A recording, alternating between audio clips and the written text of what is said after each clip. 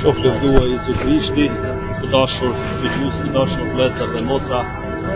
Jemi këtu para katedrales Shënon Tereza këtu në Prishtinë dhe jemi mbledhur për ta nderuar një person të dashur miliona njerëz të thosha e që është Papa Francesku, i cili këtë mëngjes të hënës së Pashkve ka kaluar në amshim. Kjo ditë ka qenë të tronditur, por jo pa shpresë. Jo pa shpresë për shkak se ndodhemi në një atmosferë festash, siç është edhe ringjallja apo Pashkët. Në këtë ditë kur kisha mbar botën kremton jetën. Dhe është një koincidencë, mund të themi, e bukur, ndërlidhje e bukur e fesë sonë, sepse në një rast konkret të një njeriu të madh, që katolike, ballafaqohemi me këtë të vërtet të madhe të fesë, fesojmë në ngjalljen e korpit, jetën e pasosur.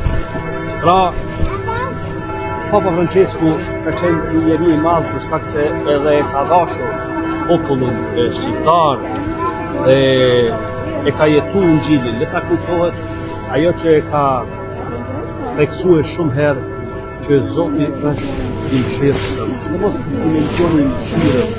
Pastaj kishën e ka dhënë një kështjellë, e ka theksuar shumë se është si fushë spitalore. Domethënë, sidomos njerëzit që janë me plagë, ne jemi të thirrur tua lajmë të plagë, tua shërojmë, dhe kisha e ka këtë shërbim në mënyrë të veçantë. E shumë të tjeras, unë besoj që secili prej jush do të di ta theksojë ndonjërin prej dimensioneve të këtij pape tonë të dashur, i cili ka kaluar në amshim. Sado që na dhem zemra që kemi humbur bariun ton, megjithatë na ngushëllon shpresa, na ngushëllon fakti se ai ka jetuar vërtet një jetë shumë të përvojtë, edhe me stilin e tij të jetës të thjeshtë. E dim që ka kaluar në shtëpinë e Shën Martës, nuk ka dashur të jetojë në pallate. Një jezuit që ka qenë një rregulltar, pra që e ka jetuar edhe kushtin e varfërisë, në kuptimin që mos lidhet për asgjë, edhe në mënyrë konkrete, edhe ndana e gjërave materiale, gjithashtu që ta ndjejmë, që të na prek, që të kuptojmë më mirë të varfërin. Por ka edhe shumë gjëra tjera për cilat mund të flasim, por gjatë këtyre ditëve ne edhe në Radio Marinë e Kosovës ne qesim dritë ato gjërat shumë të rëndësishme të këtij pape që 2003 në zgjodh papë, pra 12 vite 13 po bëhen të papnisti, ai vdiq në moshën 88 vjeçare. Pra pas pak ju ftoj të qëndroni me ne, sepse do të ndizem edhe qëri në nder të këtij pape, do thosha të shkë.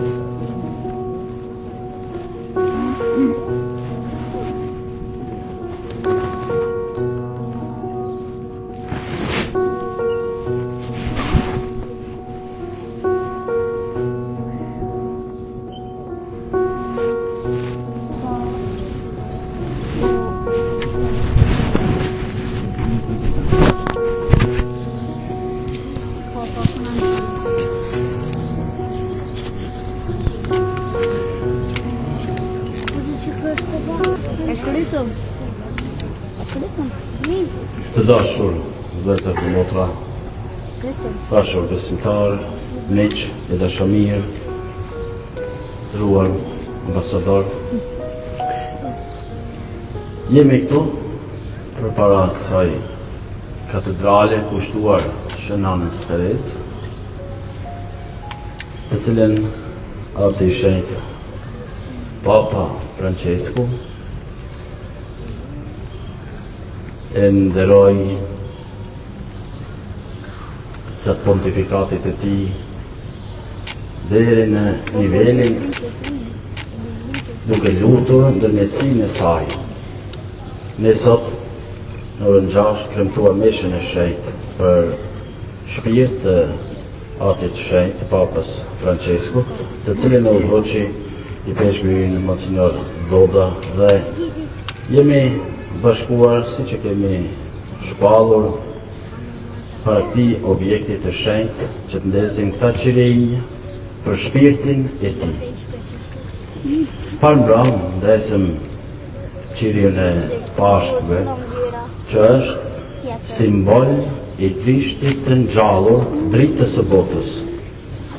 Dhe këta qirinj të ndezur sonte për shpirtin e Papës janë gjithashtu lutjet tona të cilat e drejtojmë Zotit për shpirtin e Tij, dhe në të njëjtën kohë si shenjë falënderimi për atin e shenjë që patëm në nivelin e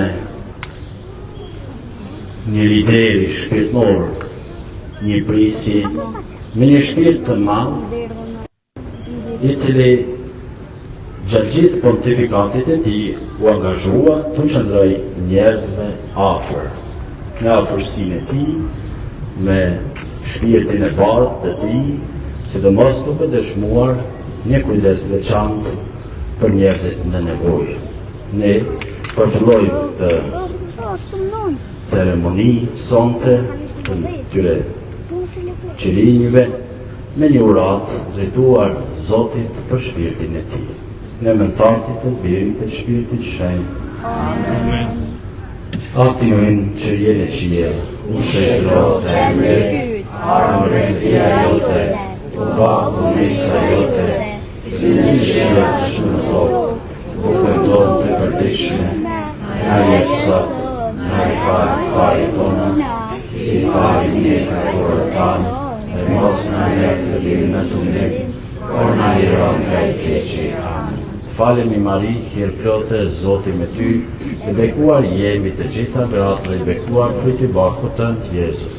Shënda Maria, Mater e Zotit, lutu për ne peccatorët, tash në fillin të vdekjes sonë. Amen. Laudeati te Birit e Shpirtit Shenjtë, Si ka qenë në fillim, ashtu dashur për gjithmonë i jetës. Amen. jepja o Zot pushimin e pasosur, Drita e pambaruar, jepja o Zot pushimin e pasosur, drita e pambaruar, jepja o Zot pushimin e pasosur, drita e pambaruar, jepja o Zot pushimin e pasosur, drita e pambaruar, jepja o Zot pushimin e pasosur, drita e pambaruar, jepja o Zot pushimin e pasosur, drita e pambaruar, jepja o Zot pushimin e pasosur, drita e pambaruar, jepja o Zot pushimin e pasosur, drita e pambaruar, jepja o Zot pushimin e pasosur, drita e pambaruar, jepja o Zot pushimin e pasosur, drita e pambaruar. pushoft në pace,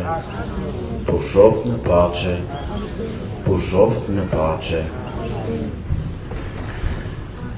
Sikur e pati thanë me rastin e vizitës në Shqipëri, në Tiranë, thënë janë famshme drejtuar neve si popull, si kom të rinjve, se Shqiponia fluturon lartë dhe kthehet sërish në folin e vetë. Edhe ati shenjtë gjatë jetës e tij fluturoi lartë me dëshminë e veprat e mëdha në të mirë të njerëzimit e tani u kthye në folin, në xhirin e atit që i dha jetën. Ai e pranoi dhe e shpërblet me jetën e pasosur e gëzimin e amshuar. Pushoft në pace. Në mëntatit të Birit të Shpirtit Shenjtë. Faleminderit të gjithëve që keni ardhur, keni marrë pjesë, e ne që do të vazhdojmë tani edhe për këtë kohë, shoqërimin tonë, por edhe lutjen këto përpara figurës së Atit të Shenjtë të Papës Francisco.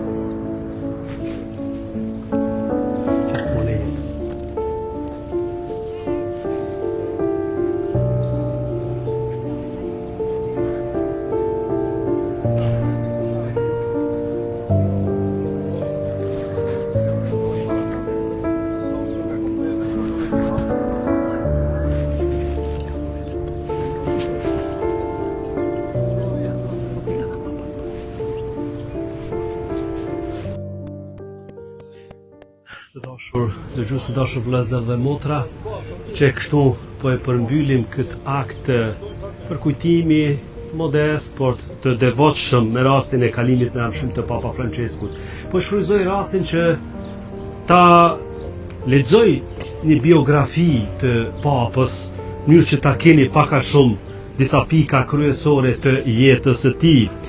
Pra, Papa Francesku mund ta quajmë jetën e tij një jetë në shërbim të Ungjillit dhe të më të vegjëlve. Me emrin e lindjes Jorge Mario Bergoglio, u lind me 17 dhjetor 1936 në Buenos Aires, Argentinë, në një familje emigrantësh italian. Ai ishte biri një punëtori, hekurudhe dhe një nënë shtëpiake dhe i pari nga 5 fëmijët. Në rininë e tij studioi kimin dhe për një kohë punoi si teknik laboratorik, por në zemrën e tij digjej thirrja për një jetë më të lartë. Në moshën 21 vjeçare, me 11 mars 1958, hyri në shoqërinë e etërve jezuit apo jezuitët, shoqërinë e Jezusit, ku filloi rrugtimin shpirtëror dhe formimin filozofik e teologjik. Nanën dhe më pas ushtroi mësimdhënien dhe udhëheqjen shpirtërore në disa kolegje jezuite. U dallua për përkushtimin e tij ndaj formimit të rinisë, për stilin e jetës thjesht dhe për ndjeshmërinë e tij ndaj të varfërve. Më 20 maj 1992 u emërua peshqndimës i Buenos Airesit dhe më vonë, me 28 shkurt 1998, u bë kryepeshk i këtij qyteti të madh të trazull, ku fitoi zemrat e popullit përmes një jete të përvujt dhe afërsie me njerëzit. Ai udhtonte me autobus, gatuante vetë, vizitonte lagjet e varfëve dhe i qëndronte pranë smurve dhe të harruarve. Me 21 shkurt 2001, Papa John Paul II e bëri kardinal dhe në këtë detyrë Bergoglio vazhdoi të dëshmonte një kishë të mëshirshme, të varfër për të varfrit dhe larg protagonizmit mediatik. Zgjedhja si pap një erë e re për kishën ishte. Pas dorëheqjes së Papës Benediktit të 16 më 13 mars 2013, konklava e kardinalëve zgjodhi Jorge Mario Bergoglio si papa i 266 i kishës katolike, i pari jezuit, i pari amerikano-latin dhe i pari që mori emrin Francesku, si shenjë dashurie për Shën Franceskun e Asisit, simboli thjeshtësisë, i paqes dhe i dashurisë për të varfrit.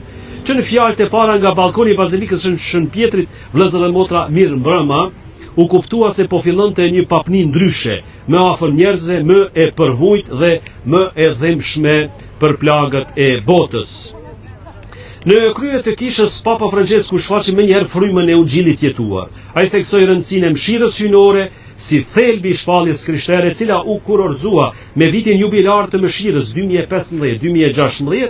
Ai nuk u lodh së përsërituri, Zoti nuk lodhet kur së faluri. Ne jemi ata që lodhemi së kërkuari falje. Në një botë të ndarë nga luftrat, padrejtësitë dhe varfëria, ai ishte një zë i fortë për paqen, për të drejtët e gjithë popujve, për kujdesin ndaj të mërguarve dhe për përgjegjësinë ndaj mjedisit përmes enciklikës së njohur Laudato Si. Ai nxiti dialogun ndërfetar duke u takuar me lider musliman, hebrej, ortodoks dhe duke ndërtuar ura mirëkuptimi. Në shumë udhëtime apostolike, ai shkeli në vende konfliktuale, në vende periferike dhe në zemrat e njerëzve që nuk kishin pasur më shpresë. Ta kujtojmë që udhëtimi i tij i parë ishte në Shqipëri, pikërisht në popullin tonë. Në vitet e fundit përballë sfidave shëndetësore dhe mosmarrveshjeve brenda kishës, Papa Francesku vazhdoi të dëshmojë forcën e dashurisë që nuk dorëzohet, duke i qëndruar besnik misionit të tij si shërptor i shërptorëve të hyjit. Ai u largua nga kjo jetë, nga kjo botë në një ditë të ngarkuar me simbolik, në të hënën e pashëve, ditën kur kisha kremton agimin e ringjalljes, një përkem që është më shumë se rasi, është një sinjal hyjnor që shpirti i tij tashmë po kremton pashkën e amshimit në përqafimin e atit qellor. Edhe në fund, çka na la? Trashëgimia e Papës Francesku. Papa Francesku la pas një kishë më të vetëdijshme për mëshirën, më të ndjeshme ndaj të marginalizuarve, më të hapur ndaj dialogut dhe më të përkushtuar ndaj thirrjes për shenjtëri në jetën e përditshme. Ai ishte papa i thjeshtëve, i të harruarve, i të rinjve, i tokës dhe i paqes. Një pasardhës i Shën Pjetrit që nuk pati frikë të ecë si Shën Francesku, zbathur, me shpirt thjesht dhe me zemër të madhe. Faleminderit qëndroni edhe pak në këtë ambient lutjeje për kujtimi e kudo qofshi Zoti ju bekoft ju rujt, e lutemi për shpirtin e ti që ta gëzoj lumnin e Parrizit. Por lutemi edhe për Papën e Ardhshëm që do të vijë së shpejti.